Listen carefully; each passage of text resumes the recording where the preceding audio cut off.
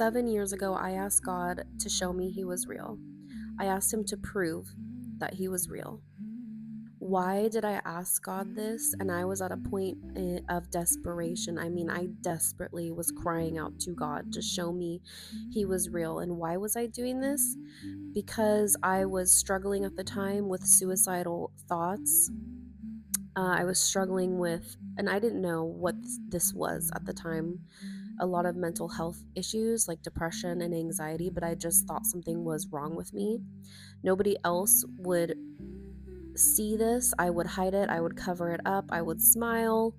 My behavior probably changed a little bit. I was probably doing things maybe out of character for me, but I was struggling. And I was at a point where I was in between jobs, working as a Lyft driver, and I was waiting to pick up a passenger one day in Roseville. And I was actually planning how and when and where I was going to end my life. And I was crying in my car because I didn't want to do it, but I couldn't handle the feelings that were going on inside of me at that point anymore.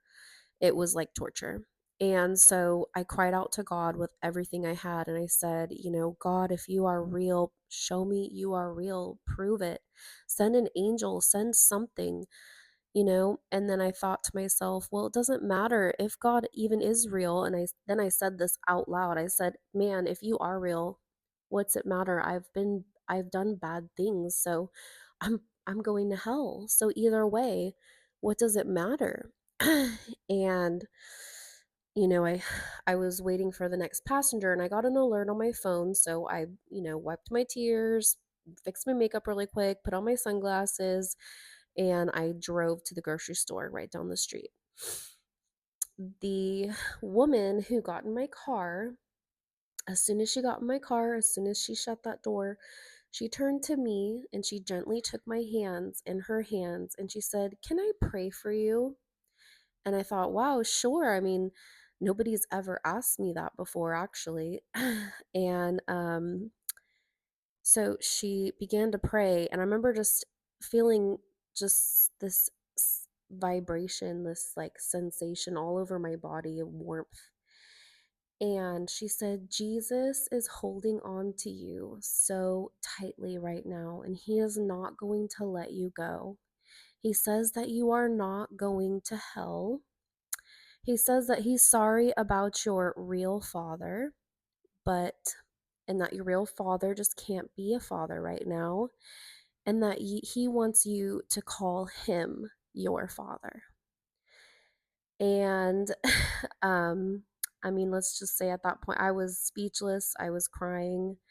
She said a couple other things that only, God would know. And then she released me, released my hands, and I was just kind of astonished by that whole situation. And I drove her where she needed to go. And that is, ever since then, I have followed Jesus. I have read the Bible. I soon after that met my now husband, Noah, and we started going to church. And does that mean my life has been perfect? No, my life has not been perfect ever since. But I will say that Jesus has healed me and I have a relationship with him. I pray with him every morning. I read the Bible. I hear from him and I spend time with him. And through that relationship with him,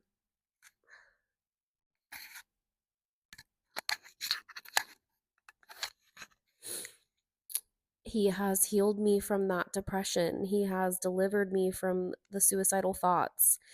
He has healed me from the anxiety. And yes, it takes work on my part. It takes work for me to come against it with Bible verses and prayer and being consistent. Um, so it's not easy, I will say, but I've never, I've never felt and been so good in my life. My circumstances aren't perfect. My relationships aren't perfect. Like nothing is perfect. I mean, Jesus doesn't make things perfect, but he does heal. And um